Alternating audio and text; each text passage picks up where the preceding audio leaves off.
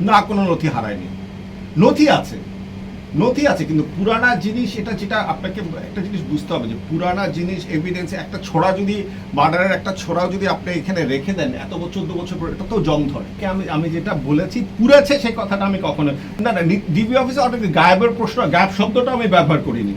জিনিসটা হচ্ছে ডিবির অনেক অফিসার চেঞ্জ হয়ে গেছে, অনেক অফিসার এই মেমোগুলা থাকে, রেকর্ড অফিসারদের কাছে থাকে, তাদের থেকে নিয়ে আসা হয়েছে, এসে তাদের এখন ওই অফিসারকে খুঁজে বের করে ভাই আপনি এটা কেন করেছেন, এই জিনিসটা কি হয়েছে, এটা কতটুক হয়েছে, কত কিভাবে হয়েছে, কেমনে হচ্ছে, এই জিনিসগুলো তখন দেখতে হয়। এই অফিসারগুলোকে ট্রেস আউট করে নিয়ে এসে ওনাদের সাথে কথা বলে ওনাদের সাথে সবকিছু করে কাজ করতে, এর জন্য সময় লাগছে।